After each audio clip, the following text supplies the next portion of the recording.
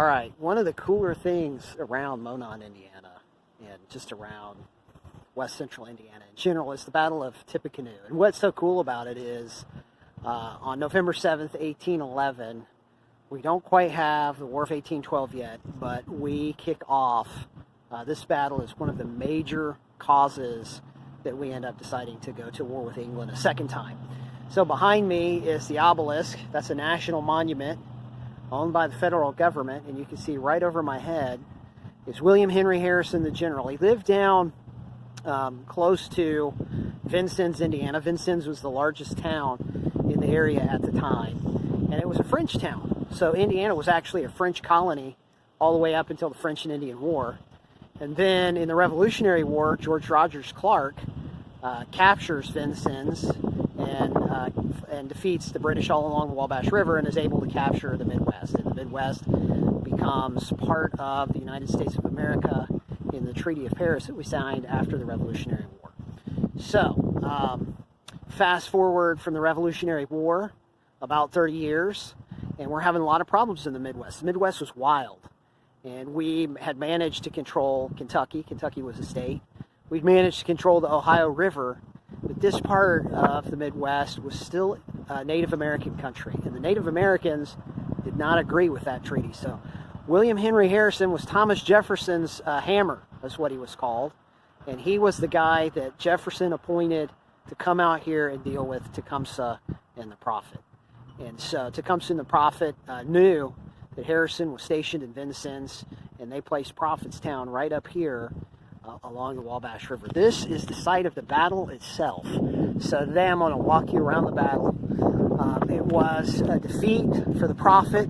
However, the Confederation continued on, and it fought all the way through the War of 1812. And Tecumseh ended up fighting and defending Canada, and actually was one of the major factors. Tecumseh is considered a great hero to the Canadians because he actually prevented the United States from conquering Canada. Canada would be, yes, Canadians, you would be part of the United States if it was not for Tecumseh. So, I'm going to take you around to different spots of the battlefield. It's really cool, and it's amazing that it's just literally right down the road. You could hop in your car from North White High School, and you could be on this battlefield within 30 minutes. So, one of the sites that was a pivotal moment in American history is where we're standing right here, right now. So, let me flip this camera around. Let me stop this video. I'm going to flip the camera around, and I'm going to walk you around the battlefield, and I'm going to walk you to spots where different officers were killed and just talk about the battle. Before I do that, though, let me see if I can walk up these stairs backwards. I don't know how well you can see this on the camera, but behind me on this monument are the names of the officers that died in this battle. So it was actually a close battle. We're also going to go to the site where the Prophet, not Tecumseh, but his younger brother, the Prophet, was chanting from Prophet's Rock. And so he told the Confederacy, there were a lot of young warriors that wanted to fight, and he told the Confederacy, I will cast a magic spell on you that will make you immune to the white man's bullets. And so we'll talk about the implications of that and the story behind that. Okay, this battlefield is really a triangle. And what we're doing is we're setting up along a ridge here. And so Harrison marched up from Evansville, Indiana, and he marched up along the Wabash River, and he picked the time that he was coming up. The time that he picked when he decided to come up here to confront the Native American Alliance was actually when Tecumseh was gone. Tecumseh had left. He went south to see if he couldn't get the Cherokee and the Choctaw and the Cree to join his Confederacy, the big tribes down south. And those big tribes decided not to join his alliance. Imagine what a pan-Indian alliance would look like, stretching from Canada all the way down to Florida. It would have been a very formidable force for the early American country to fight. A force that was fueled by British guns. Even though the British had given away the Midwest, they were supplying the Native Americans with guns.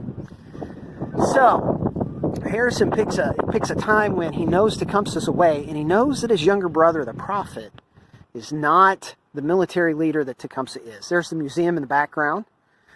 If we were to go in that museum, it's closed because of our social distancing and COVID-19. But if you were to go into that museum, you would see monuments, all kinds of artifacts of this battle and of the Prophetstown, the village. I'm going to take you over to these tombstones over here. And you'll notice in the background there's a fence. So, this is a ridge. On one side of the ridge is Burnett's Creek. And on the other side is Prophetstown Park, State Park, where I took you to see the Indian Village. And notice the tombstones. So what Harrison did is he set up along this ridge with Burnett's Creek on one side, the Wabash River and Prophetstown Park on the other. And the Native American village was within sight of this point. In fact, maybe on earlier footage of the village, you could see the obelisk that was the monument to Harrison in the background. So maybe if we look back at that footage, you'll see that obelisk on there on the horizon. But these are the sites where officers, not regular soldiers, but where the officers were killed themselves. Look how far apart they were. So what the Native Americans did is they came in the direction of the museum, and Harrison had set up his troops in a triangle formation along the ridge. And the Native Americans struck at night. So even though Tecumseh is away, his younger brother is in charge, and he tells his younger brother, don't fight the Americans, wait until I get back. He was afraid that Harrison was going to bait his brother into a fight. He knew his brother wasn't a military leader. And so they struck at night, and when they did, it was a surprise attack, and they came crashing into the American line. And these were the first two officers to die in this fight. So they hit from this corner where the fence meets, and simultaneously on the other side of the marker, they hit a platoon of dragoons. Dragoons are guys that would fight from horseback. And I don't know if you can see where these cars are coming in. It's a beautiful day here, so lots of people at the park. And over here in this opposite corner, you had the dragoons fighting. And so they hit them from two ends of the triangle. Now, it's believed they came from this direction, because also in this direction, if I'm to look out this way, that's where that circle of stones was, and that's where they think that original village was. And they think that the Native Americans came from that direction and hit this line. So you can see in the distance, there's another stone down in this corner, and that's another officer. He was the officer of the dragoons. And usually they fight from horseback, but the Indians had hit early in the morning. And what alerted the American troops is one guard, they were going to sneak into camp, but one guard who was standing post was attacked, and he managed to fire off his gun and alert the Americans that the Native Americans were here and that they were attacking. So the Native Americans charged in, people were rushing out of their tents, and that guy came rushing out with his pistols and got brought down by the Native Americans. All right, so I'm going to walk you to the other side of the field here. I'm going to turn this off, and we're going to look at the other end where there might have been even more casualties. So they had a decent plan. They hit at night before the sun came up. They thought they were immune to the white man's bullets. And they're coming in, they're hitting all three corners of the triangle. So we're going to go down. You can see this fence row. It's a really large battlefield.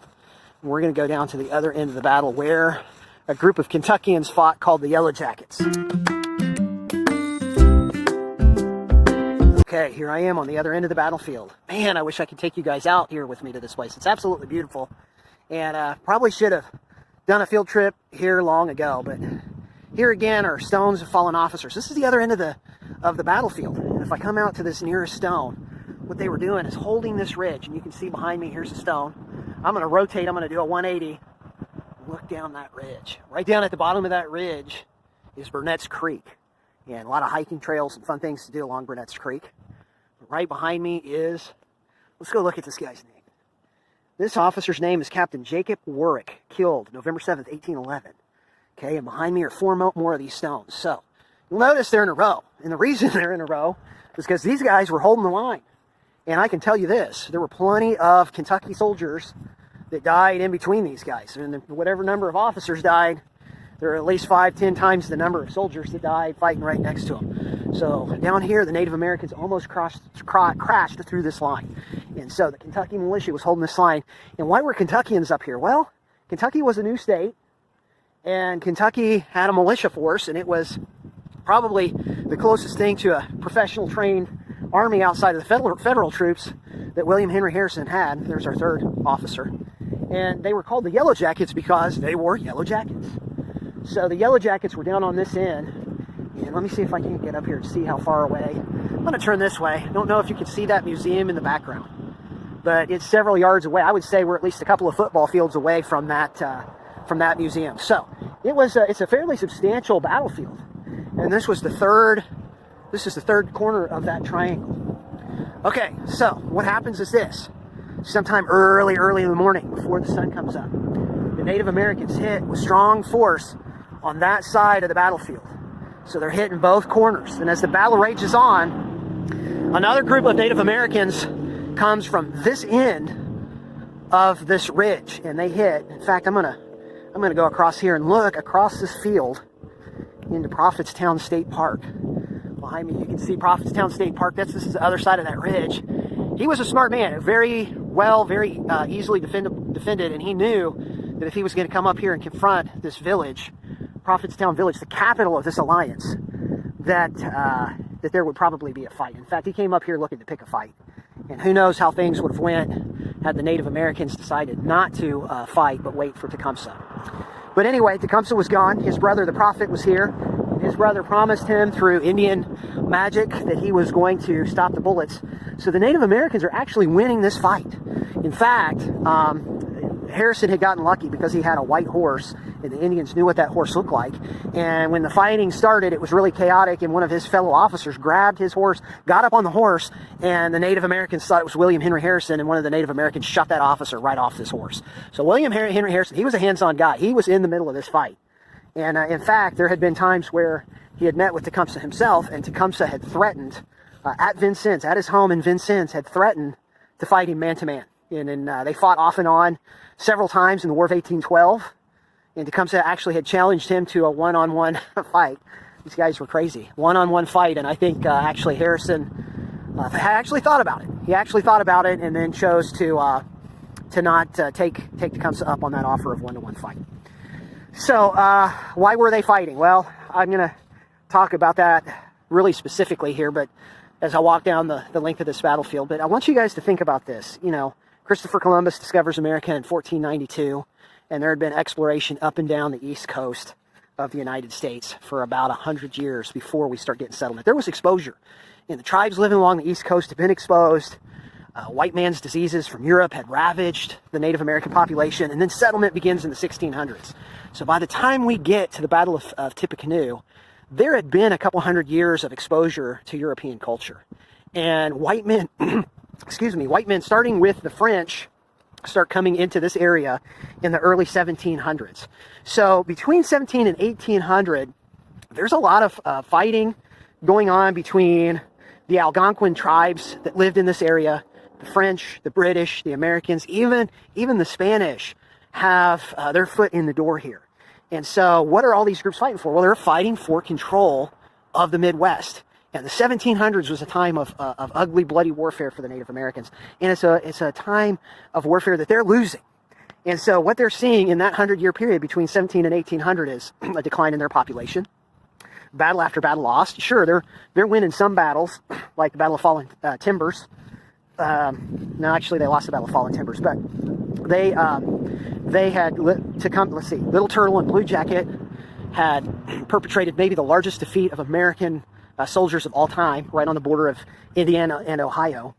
They killed 1,000 men, and the Shawnee had been continually pushed back from their homelands, continually pushed back to the west. And so what's going on here is, for over 100 years, the Native Americans are watching the gradual loss of their land, their culture changing, Native Americans getting addicted to alcohol, which was a drug the white man had brought. They're watching Eastern tribes be exterminated. The Shawnee themselves, who were Tecumseh and his brother, the prophet, had seen their father get killed by white men, their older brother, and there wasn't a single Native American at this time that didn't have some kind of impact from these wars with the whites. And so this was kind of the last final effort by the Native Americans in this area to hold on to their land. Tecumseh was a smart man. He knew, and his brother both knew, that if they were going to stop the flow of white Americans coming into this area, they were going to have to put together a pan-Indian alliance that would stretch from the Gulf of Mexico all the way to the Great Lakes. And so he came really, really close to accomplishing that. He did get all the tribes north of the Ohio River to join, north of Kentucky and the Ohio River, but he just couldn't get the southern tribes to join. Now, what eventually ends up happening is he continues to watch Americans make treaties with the Native Americans, and then break those treaties. And so finally he says, we're not going to sign any more treaties. And any chief that signs a treaty, we're going to kill that chief. And so there were some chiefs of some small tribes that tried to side with the Americans that were coming in. They would sign away land. And Tecumseh said, I'm not recognizing any more of those treaties. One guy cannot sign away the land for any other Native Americans. And they would go get these chiefs and they would just burn them at the stake. So Jefferson knew that that was going to be a problem. And his predecessor, Madison, both knew that was a real issue. And Tecumseh himself had convinced the British to sell him arms, weapons, and supplies. So the British knew that the Americans didn't have a solid hold on the Midwest. Yeah, the Americans controlled the Ohio River, but they did not control the Great Lakes yet. Great Britain had several forts along the Great Lakes, and they had a vested interest in perhaps taking the Midwest back. And so even though they had given away places like Michigan, Minnesota, Wisconsin, there just wasn't a lot of American control yet. And so that's where the fight begins. And so Tecumseh, the prophet, they decide to come up here since they'd been kicked off the Ohio River. They'd gotten permission from the Miami and the Wea to set up a town here, and they drew warriors from all around the Great Lakes region. So in some really interesting way, this battlefield is intricately tied into Canada, of all places, because there were Canadian tribes that were down here. And not only that, but keep in mind, I said earlier in the video, Tecumseh is viewed as a hero by the Canadians, because even though his brother loses this battle, he goes on to fight for several more years in the War of 1812. It looked like, for a time, Tecumseh might push the Americans out of the Midwest, and eventually Harrison turns the tide and marches into Canada, where Tecumseh holds his last stand. And the sad part of that story is, of course, Tecumseh manages to slow down the American troops while the British gather their forces. And in a final battle he has, the British kind of abandon him, and the Americans, he just refuses not to fight. So he fights, the Americans gun him down, cut him up, Kentucky troops again, cut him to pieces as kind of trophies, and that ends the alliance. However, it did give rise to a new nation, that nation being Canada to the north of us. And so he's viewed as a martyr not only to the Native Americans, but to the Canadians. So all of that starts right here. Yeah, he lived along the Ohio River. He was born down by Cincinnati. Yes, his father fought in many combats. He fought many years before this, but this is the place that gave rise to his Pan-Indian Alliance. So it's a very special place. The next stop on this trip is Prophet's Rock. I'm going to show you where they think that the prophet actually sat. And I'll tell you a little bit more about the prophet, but I'm going to take you to where he sat and supposedly chanted until the sun came up.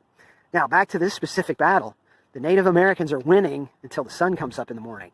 And when the sun comes up in the morning, what do they see? They see a lot of Native Americans have been brought down by American bullets. And then suddenly they realize, hey, the prophet lied to us. We aren't immune to American bullets. They weren't necessarily losing the fight. They were pretty close to win it, and they might have won. But when the sun comes up and they see all the dead, and the prophet turns and he runs, the Indian line broke. They ran.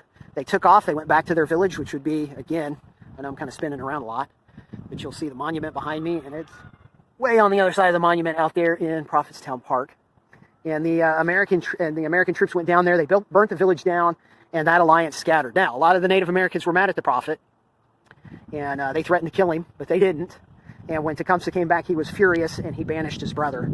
From that point on, it wasn't Tecumseh and the prophet, but it was just Tecumseh, who was the real military genius behind the Pan-Indian Alliance. All right, one last thing I want to say while I'm out here, and then I'm going to get in this video because I'm getting really long-winded. But out here in the center of this battlefield somewhere is a mass burial of troops. So we're talking about dozens and dozens of American troops. And the story is that they were buried out here somewhere in the center of this battlefield. After William Henry Harrison left, the natives were still here. They came back and they desecrated those bodies. So later on, as the War of 1812 is raging, they come back up this way, back up the Wabash River. And when they get to this battlefield, they found the desecrated bodies and they buried them in a mass grave somewhere out in the middle of this field. So one of the fun things about that is people think this place is haunted. I've actually been here at night because I live right down the road from here. And I will say that coming out here at night, it's a little creepy. You'll notice there's a lot of big trees around me.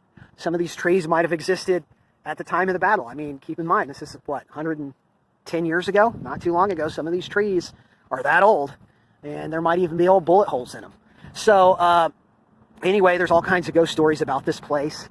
And I don't know, if you ever get a chance, come down here, especially if you like those ghost stories or you like a little history. Take a nice walk on a nice day And you'll notice there's people around me, but plenty of places to socially isolate. You'll love it. Wish I could have brought you guys down here as a group. I think we would have had a lot of fun. Maybe I'll do that next year. All right, take care. I'm going to sign out, and then we're going to move on to Prophet's Rock. That's the last stop on this fields trip. It's going to be a long one today. All right, check this out. Who says Indiana doesn't have any topography? You know, it is easy to say that, especially when you live by a cornfield. There is a lot of flat land, good for growing corn, but look at this ridge.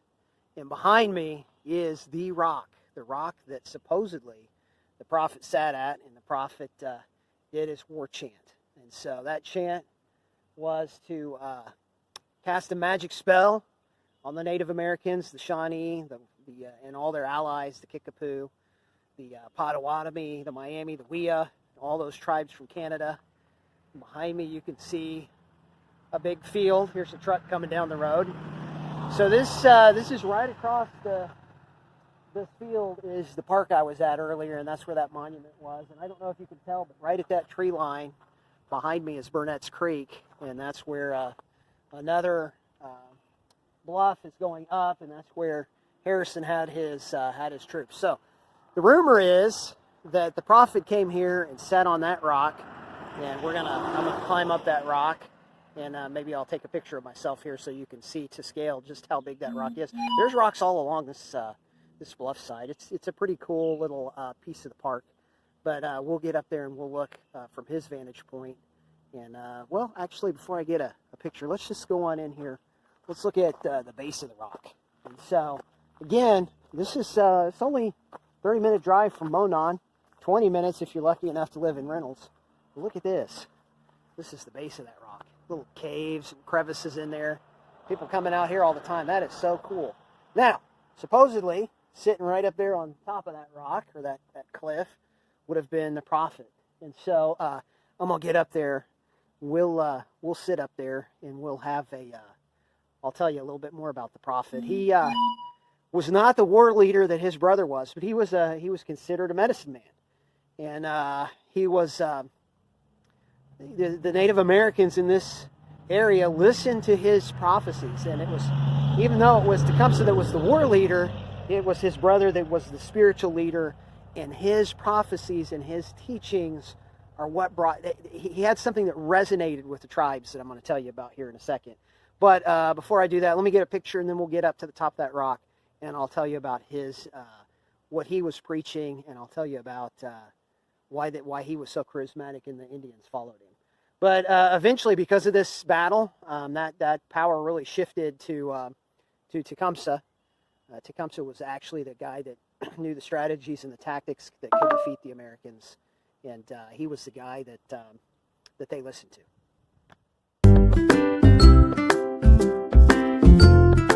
Okay, here we are at the top of the rock. Boy, that was a climb. You can see my little minivan way down there, and there's actually the top of the rock.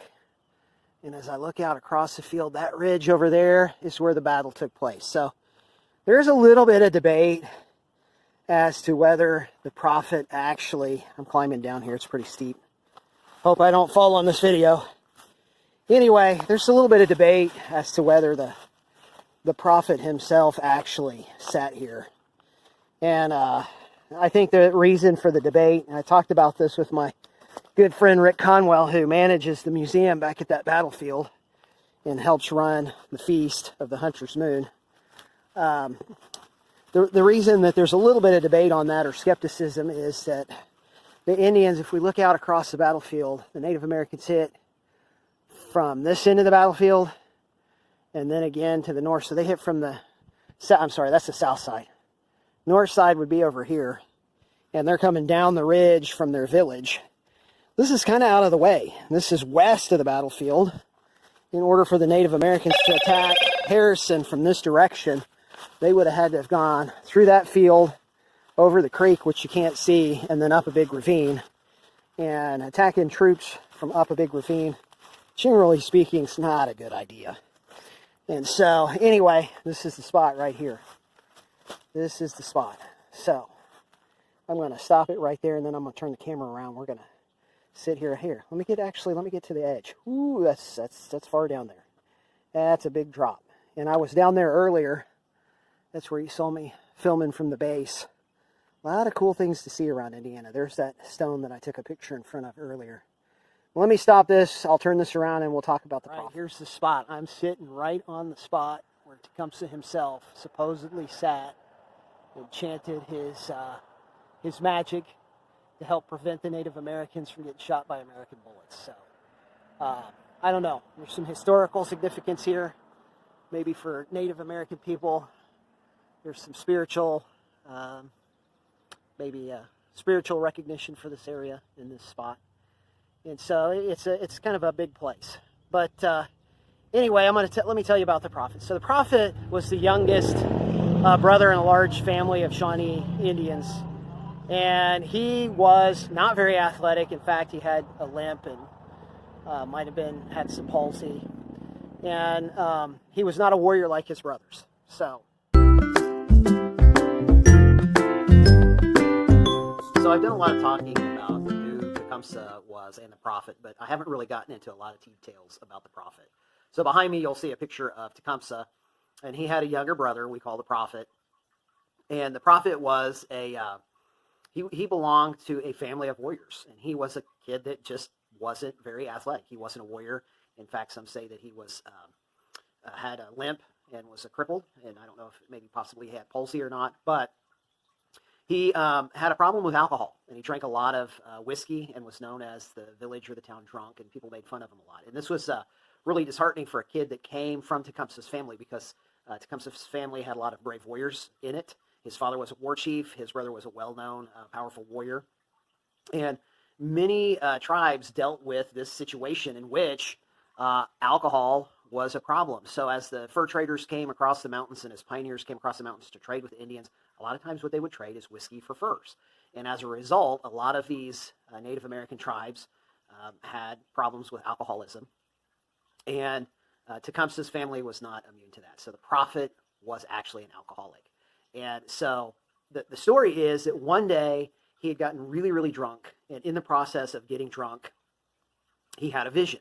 And in this vision, the Great Spirit came to him and told him, get rid of the white man's poison and get rid of the white man's ways. Turn back to traditional Indian culture. Now, this was a very powerful message. And so the next day, the story is he got up. He said, I will never touch another drop of alcohol again, and was true to his word. From that day forward, he was no longer a drinker. Now, in Indian cultures, this was considered a vision, and so people began to listen to the prophet speak, and not only to mention the fact that he was from a very influential family that was well known as warriors. So just like most families, they had alcoholics, they had people that had been killed by wars with white people. Both Tecumseh and the prophet saw their father get killed, their older brother get killed in battles with white men. And so the prophet goes on to teach and say, we need to, as a culture, we've had 200 years of exposure to the white man's culture, white man's missionaries, white man's alcohol. And we need to turn our back on that culture and go back to the traditional culture of the Native Americans of the Eastern Woodlands. And so that was a very powerful message, because almost every tribe, almost every family had experienced the same thing that Tecumseh and the prophet and his family had experienced. They had family members that had died in wars. They had family members who had become alcoholics, and that alcoholism related to trade with the whites. They had all experienced loss and had heard about the eradication of cultures. And so this message that, hey, we need to create a homeland for the Native Americans. We need to create a land in which, Indians are not selling their land to America. We need to create a land where we observe and honor our traditions and not the white man's traditions. And so that message that he sent out became a very powerful message, not only to the Shawnee Indians, but to all the tribes around. And it didn't matter if you were a Cherokee down south or if you were an Ottawa Indian up north in Canada. You had all had that similar experience that those tribes had had for the last 200 years of just this constant invasion and being pushed back. So the thing that the prophet did, although he was not a war leader himself, was he gave voice to a movement. And initially, the tribesmen listened to the prophet, not his brother. But his brother was the prominent warrior. His brother was the war tactician. And so as time goes on, you'll find that here at the Battle of Tippecanoe, as the prophet loses the Battle of Tippecanoe, Tecumseh really replaces the prophet as the leader of this pan-Native American alliance that really, it just stretches from southern Canada all the way down to Kentucky. So yes, there were a lot of Indians that were addicted to alcohol, and it was just wrecking their society. So diseases, alcohol. White men were trying to spread missionary work amongst the Indian tribes. And so in this vision, the prophet said, I've had a vision, no more alcohol. We need to get rid of all the white men's ways. And Indians need to stick together. They need to bring back Native American culture and secure this land for the Native Americans. Now, that philosophy resonated with every tribe up and down the Midwest. Even the Cherokee and the Cree and the Choctaw couldn't deny that those things were happening to their people. So that was something that deeply resonated after hundreds of years of exposure, after continually getting pushed west. They had a firm philosophy on how to combat the population growth in the westward movement of this foreign culture to them. And so as word spread of his vision, and as word spread of this new religion, many tribes in the area became drawn to what the prophet had to say. And remember, the Shawnee lived along the Ohio River. So the original idea was, let's claim all land west of the Appalachian mountains for the Native Americans. But as America became a stronger presence on the Ohio River, and as Americans won the Revolutionary War, first as British citizens, we won the French and Indian War in the 1750s. Then we won the American Revolution, and as more and more settlers are coming down the Ohio River, they're beginning to outnumber the Native Americans. And so, because the Cherokee, the Cree, the Choctaw did not join this confederacy, they had a more realistic goal of, let's claim all land north of the Ohio River. If the Americans stay south of the Ohio River, they keep Kentucky, they keep Tennessee, give the Native Americans the Midwest. And so that's what the fight was over, really. And that was Tecumseh's vision, or Tecumseh's idea, and the prophet's vision, and Native Americans from all around the country and up into Canada were drawn to that. So as this coalition came together, the idea was they weren't going to sign any more treaties with the United States. They felt like the United States had broken treaty after treaty. And in fact, they were going to go after any Native Americans that signed away Native American lands. And so initially they wanted Ohio, but there was a massive defeat at the Battle of Fallen Timbers. General Mad Anthony Wayne, which Fort Wayne is named after, defeated a Shawnee-Miami coalition just outside of Fort Wayne. He took over Fort Wayne. It was called Kekionga at the time. It was a major Miami city state on the Wabash River, and they renamed that Fort Wayne. And they drew up the Treaty of Greenville, which basically ceded the state of Ohio. The Shawnee had to give that up. And so here they are in Indiana, and Tecumseh has come right here to Prophetstown, right here on the Wabash River, to set up his city or his Indian village. And he's joined by warriors and tribesmen from all over the Midwest and Canada. So the stage is set for a showdown. Thomas Jefferson knows this, and he sends his hammer, a man that had fought under General Mad Anthony Wayne.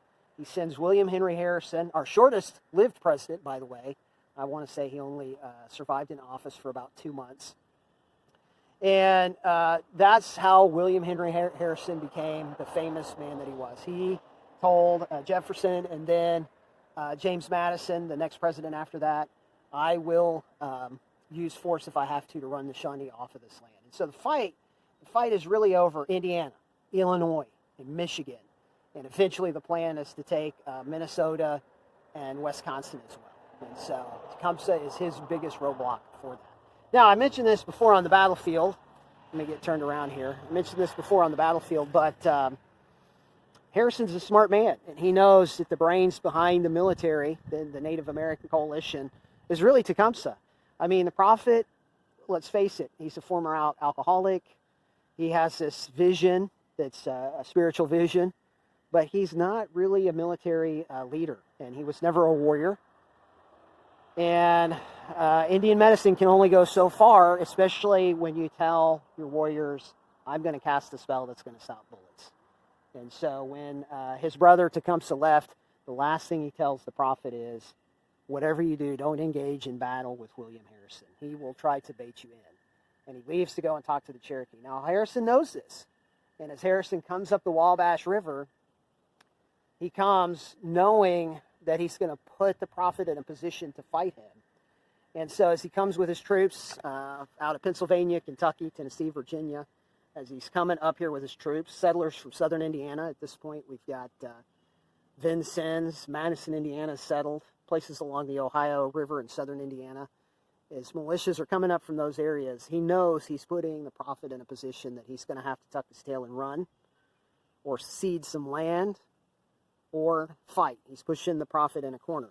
At the same time, warriors from all over are itching for a fight. I mean, young men get worked up, and these young warriors felt like they had the American troops outnumbered and that they could defeat them in battle. And so a lot of the younger war chiefs pushed the prophet to fight. And so ultimately, what happens, to make a long story short, is the battle unfolds. The Native Americans at first are pretty successful. Looks like they might even win the battle. But Harrison's setup has a really good defensive position set up along the ridge. And when the sun comes up over the hill, and here I got the sun setting on this hill, but as the sun comes up over the hill, the Native Americans have seen how many dead have fallen, and that they are not immune to the white man's bullets. And so the end result is they broke, they ran, and Harrison burns down Prophetstown. Now, I just want to say that's only the beginning. So a lot of times you hear these stories, and especially when we talk about Indiana history, you know, they fought this big epic battle, Harrison wins, and that's it. No, that's only the beginning of the War of 1812, right? I mean, there were many reasons that the United States went to war with Great Britain again. And one of those reasons is that we thought, hey, it'd be great to own Canada. But the British were doing stuff to us. They were pushing us around. They were bullying us. And they were involved in a war with Napoleon. And so, you know, I don't know if, you know, when you look at that video, I want you to look at it. Okay, guys, this is the actual spot where I think that the village was. And the village was placed here because it is probably the highest point above the Wabash River right now. So remember that these were main arteries, and so a lot of the northern tribes that lived up around the Great Lakes would come down from South Bend, and they would follow the Tippecanoe River down, and they could meet more of the southern tribes that lived along the Wabash. So they had a huge confederacy, and I'm going to talk more about this confederacy, but here are the names. Each stone has a tribal name on it, so we're going to look at each one. I'll tell you a little bit about each tribe, at least what I know of each tribe. And so the first tribe that we come to are the Shawnee. The Shawnee lived along the Ohio River, and they controlled the Ohio River from Pennsylvania all the way down through Kentucky. So they were a very powerful warlike tribe, and that would have been the tribe of Prophet and Tecumseh.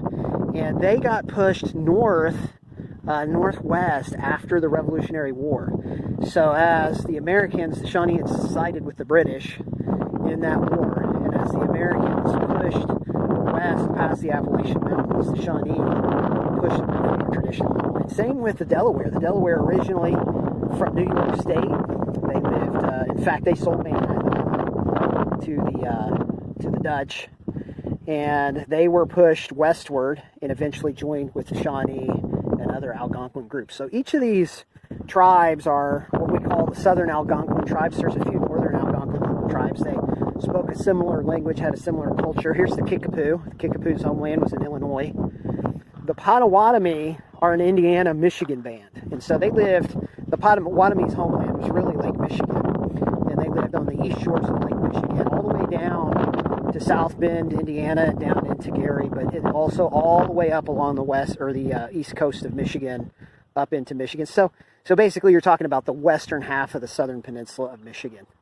The Wea, probably the tribe closest to us. They were considered a branch of the Miami Indian, and they lived along the southern half of the Wabash River. So from Lafayette all the way down to the Ohio River was the Wea. Winnebago, not sure I know too much about them. Some of these tribes, they all came from the Great Lakes area. And so I think they might have been northern Michigan, but don't quote me on that. So maybe the upper peninsula of northern Michigan. And some of these tribes even came as far north as Canada. The Wyandot lived along Lake Erie. So you're talking about northern Ohio and the Lake Erie shoreline. Here's the group that might be the group that was closest to Monon, Indiana. They really controlled the upper half of the Wabash River. So from Fort Wayne all the way down to Lafayette. And that was a major trade route, very powerful tribe. And they had some of the more famous chiefs like Little Turtle, Daniel Boone. The Ottawa came from the other side of Lake Erie. So you're talking about Ottawa, Canada there. That was a Canadian tribe living on the north side of the Great Lakes region. The Fox, they came out a little further northwest. So they're actually Wisconsin, Minnesota. So you can see these tribes, same with the Sauk, or this, I don't know if it's pronounced Sauk or Sac, but the Fox and the Sac came from the Minnesota, Wisconsin area, so west side of Lake Michigan. Creek might come from a little bit further south. Don't know too much about the Creek Indians. And there's also a group of Indians known as the Cree. So actually, I think I got that backwards. I believe the Cree are from down around the Georgia, Alabama area. And the Creek might be one of those Canadian tribes I don't know too much about. Same with the Ojibwe, another Canadian tribe. And when I say Canadian, I'm talking about the north side of the Great Lakes. So Ojibwe, I believe, was on the north side of Lake Superior. The Menominee, that's a Minnesota tribe. And so these are all tribes that formed what was called the Algonquin Confederacy. And they're all from basically the Great Lakes region, but particularly the Midwest. And I'm going to get into some details about why they all band together. But one of the things about this group is that they were the largest confederacy of Native American tribes that had ever fought the United States. And so part of that had to do with the fact that the Midwest was still a pretty wild territory between the end of the 1700s and the early 1800s. So really, we're only talking about a couple hundred years ago. Really, this area wasn't tamed until 1820. So 200 years ago, still a vast wilderness with these tribes living in it. And every single one of these tribes had dealt with one point in time or another fighting with Europeans who had been migrating west. They'd come over the Appalachian Mountains, and they had dealt with allying with the British or the French at one point in time, and they had all fought with the British during the Revolutionary War. And when the British gave away the Midwest, these tribes were really upset. They were not a part of the negotiations with the United States. They had sided with Great Britain in the Revolutionary War, and they felt like they had been promised this land by the British. And when the British lost that war and signed over the Midwest to America in the Treaty of Paris, these tribes were really upset by that. And so that's just a little bit of the historical background. Now, not all Native Americans fought with the British. The Iroquois Indians that live in the very western part of New York, at the other end of Lake Ottawa, they actually sided with the Americans, and you'll see that there aren't any Iroquois tribes in this circle. Now, the one thing that Tecumseh wasn't able to do was, you'll notice that the Cherokee, the Choctaw, the Cree, the Seminoles, none of those tribes are in this circle. He really tried to make a pan-Indian alliance stretching from Alabama and Florida, Georgia, all the way up into Canada. And he just couldn't quite pull it off. He got the tribes basically from north of the Ohio River all the way up into Canada to come together. So really, once you start getting south past Kentucky, once you start getting down into Tennessee, those tribes basically said, thanks, but no thanks. We don't think we're going to have to deal with the Americans. Ultimately, they did. Okay, this is a replica of Prophetstown Village. And this is take 3 because the first 2 takes were so windy. So hopefully we'll get it this time. But behind me, the state actually rebuilt a small part of the village. The village was actually pretty big. And it was a place that Tecumseh and the prophet had chosen because they were pushed off the Ohio River. A lot of the Shawnee lived in the Ohio River Valley. They were born close to Cincinnati. And they got permission from the Miami and the WIA of this area to come settle the Shawnee right here at Prophetstown on the Wabash River. So when they came with these ideas of organizing a pan-Native American alliance, and this was going to be the spot of their capital. So we're just going to take a look around at some of the things in an Indian village. This would be a corn crib to my left. So the Indians did practice agriculture.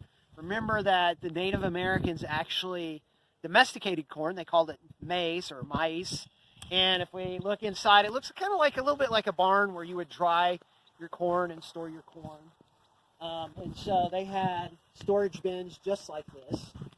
And when you look at it, it looks remarkably a lot like something that you would see pioneers have. Now, behind me here is the lodge house. And the long house was where the whole village would meet. So the natives would get together and they would have their meetings with the war chiefs. Maybe they would just have, they could have the whole village in there. If we look at the top of that longhouse, there's a couple of holes in the roof where they could build big fires and the smoke would escape from the house. So they would do things like have celebrations in there. They would have important meetings in there. And in the winter months, the whole tribe could come together. So as we walk this way, we're going to come over to a couple of structures that are called wigwams. So we have two different kinds of wigwams. Come this way with me. Two different kinds of wigwams. We have a round one and we have a long one. And the long one obviously looks like it needs a little repair, but those are skeletal structures of a wigwam. And so as you look at the wigwam itself, think about the skeletal structure of a tent. Originally, they would put reed matting around those structures, and then on top of the reed matting, they would take bark from trees, and that would be the walls that would make the shelters for their house. So they could have a family of, say, 6 living in a longer wigwam structure like that, maybe a family of 4 or 5 living in the dome structure. And then just to the left of that would be a bush kitchen. So if we walk over here,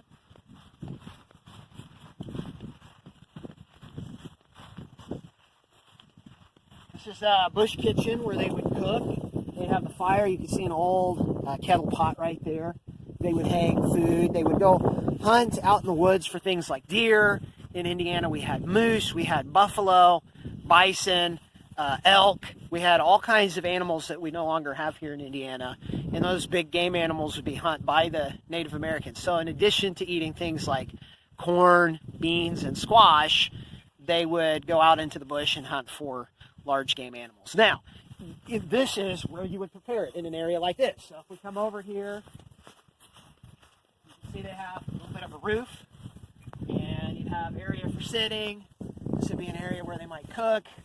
Again, this is kind of a sad looking wigwam. But as we move further down the timeline and Native Americans emulate more and more, copy more and more of the white man's technology, eventually they get canvas to put over these wigwams. So they would have a domed wigwam structure like this, and instead of covered in bark like we see down here at the bottom, what they would do is they would cover it all in canvas. All right, our last stop, besides the longhouse right here behind me, would be the 2 cabins here to the right. So these cabins are representing more of a high status. Just like in every society, we have a hierarchy, and these cabins are where the chiefs are going to live. So we're going to walk over here to where the chiefs live. And so, keep in mind, this is a pan-Native American alliance. So there would be more than one chief, and even within tribes, there would be different chiefs of different statuses. So if you look at this cabin, this is something that maybe Tecumseh himself would have lived in. And behind that, maybe that's something that the prophet himself would live in. And so these are cabins, each tribe, like the Potawatomi had a chief. And even within tribes, they had different bands. So we'll come around here and we'll have a look at the chief's cabins. So here we've got a hexagonal cabin. It's kind of interesting. We don't see hexagonal cabins very often. And then right here, you can see, this is what would look like a regular pioneer's cabin. They even had use of metal. Now, some of this log cabin style was being used by the Native Americans beforehand, and some of it, they're taking technology from the Europeans. Again, here's another side of the longhouse. We're going to walk over here. I'm going to stand by it just so you can see how big this longhouse really is. And the longhouse, especially in the winter times, being used by the entire tribe. But in addition to the entire tribe, this is where really important people are going to meet. If we've got to have a meeting with the prophet and with the war chiefs to make a decision on if we're going to go to war or not, this is the place we're going to meet. We're going to have the elders of the village meeting in here. So I'm going to just come around the side here so you can see the door. Yeah, the door at both ends. And this is it. This is the replica image.